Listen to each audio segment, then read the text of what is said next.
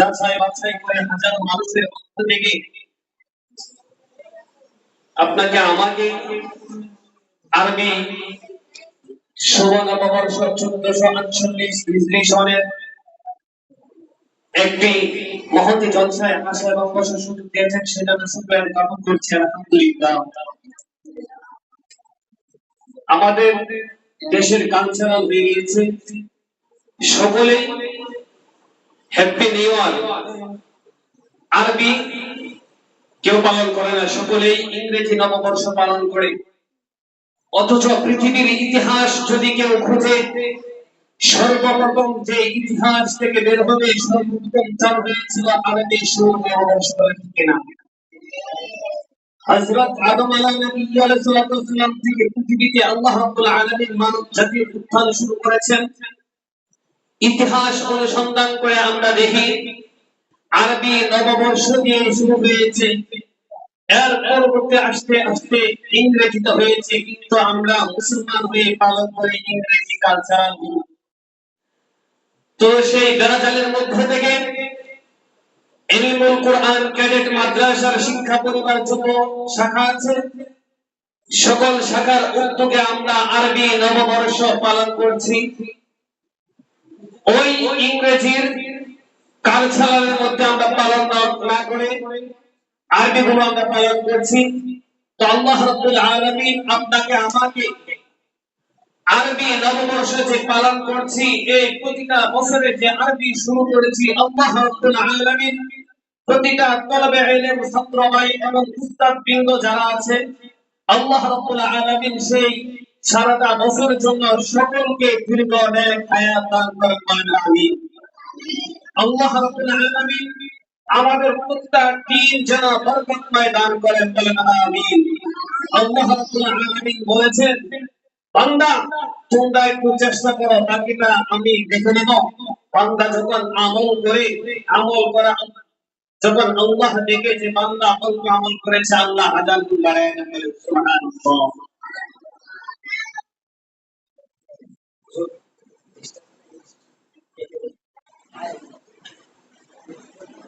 আল্লাহ রাব্বুল আলামিন যুগে যুগে নবী পাঠিয়েছেন, নবীদেরকে বলে দিয়েছেন আমার উম্মতদেরকে আপনারা দ্বীনের দাওয়াত দিতে থাকেন।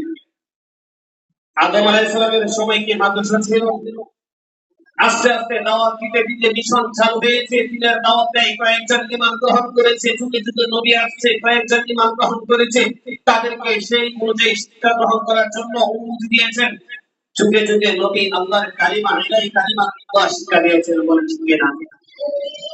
এভাবে আস্তে আস্তে আমাদের শেষ নবী আকাই নামদার কাজে মদিনা তোলারে আমিনা সাইয়্যিদুল বাশার সাকি কাউসার আহমদ মুস্তাফা মুহাম্মদুর রাসূলুল্লাহ সাল্লাল্লাহু আলাইহি ওয়াসাল্লামের উপর আল্লাহ রাব্বুল আলামিন কুরআন অবতীর্ণ করেছেন।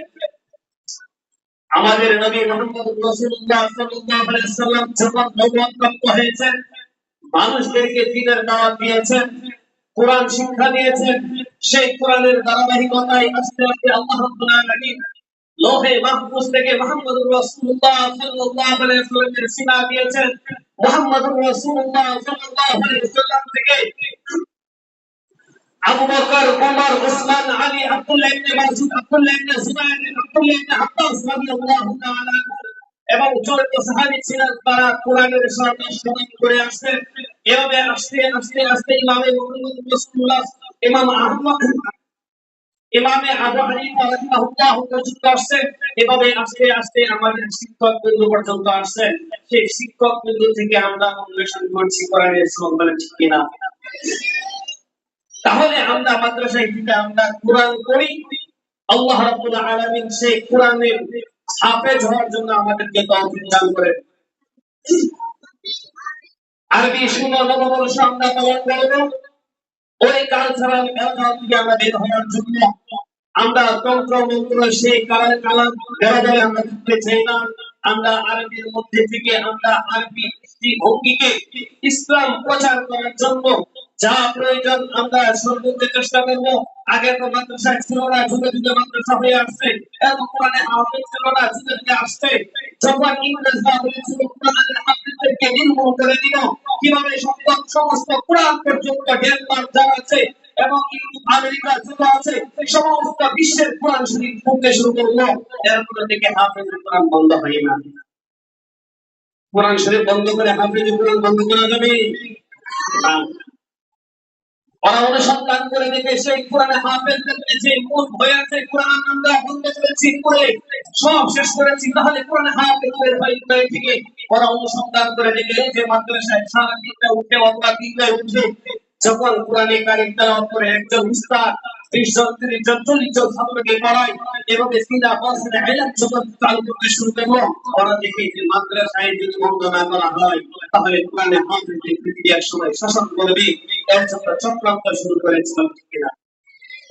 আপনারা যখন পড়বেন ব্রিটিশ আন্দোলন কিসের জন্য করেছিল এগুলো পড়বেন, মালটার ইতিহাস পড়বেন, দারুল দেওবন্দের ইতিহাস পড়বেন, কালাপানির ইতিহাস পড়বেন, কাশ্মীরের কান্না বই পড়বেন, তারিখে দেওবন্দ, মোহাম্মদ বিন মাসলামা ওরা কেমন ছিল ইতিহাসগুলো আপনারা পড়বেন, তারিখ বিন জিয়াদ কেমন সেনাপতি ছিলেন, শাহ ওলিউল্লাহ মুহাদ্দিস দেহলভী রাহমাতুল্লাহ আলাইহি কেমন ছিলেন, শাহ আব্দুল আজিজ মুহাদ্দিস দেহলভী রাহমাতুল্লাহ আলাইহি কেমন ছিলেন, ইয়াকুব নানুতুবি রাহমাতুল্লাহ আলাইহি কেমন ছিলেন, হুজ্জাতুল ইসলাম কাসিম নানুতুবি রাহমাতুল্লাহ আলাইহি কেমন ছিলেন, হাফেজ জামিল শহীদ রাহমাতুল্লাহ আলাইহি কেমন ছিলেন, এবং জাফর তারশি রাহমাতুল্লাহ কেমন ছিলেন, সাব্বির আহমদ উসমানী রাহমাতুল্লাহ কেমন ছিলেন, মাহমুদ হাসান দেওবন্দি রাহমাতুল্লাহ আলাইহি কেমন ছিলেন, হুসাইন আহমদ মাদানী রাহমাতুল্লাহ আলাইহি কেমন ছিলেন,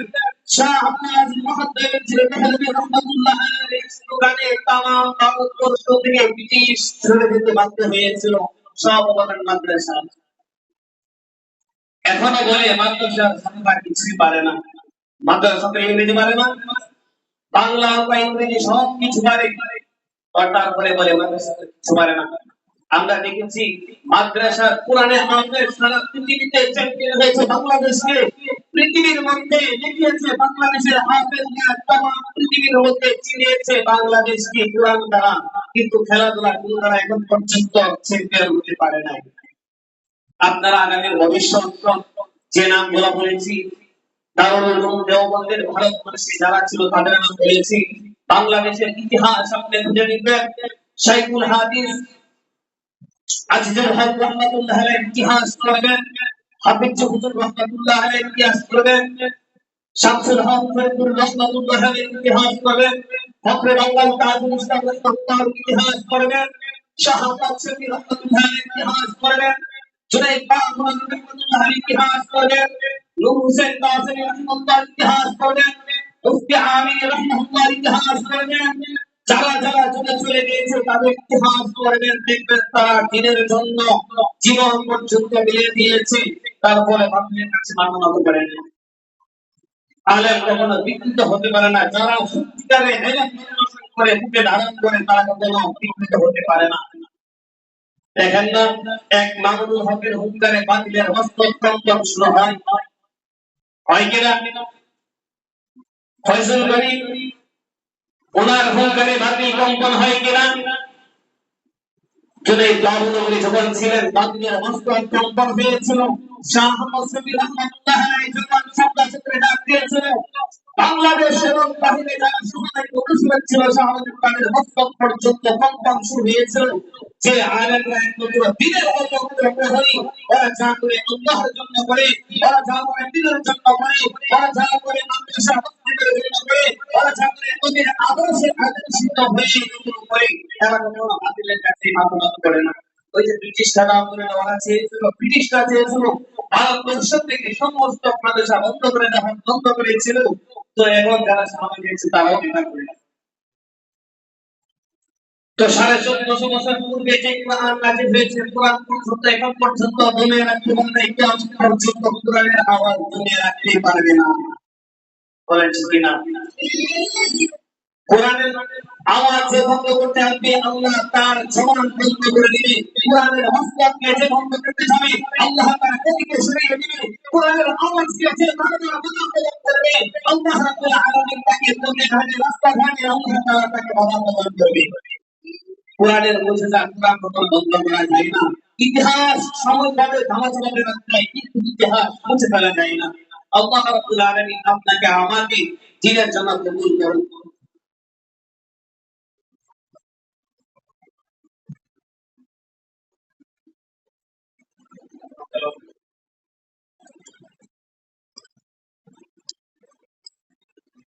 আলহামদুলিল্লাহ, এই মুহূর্তে 1448 হিজরি আরবি সুবর্ণ নববর্ষে আমরা শুরু করতে যাচ্ছি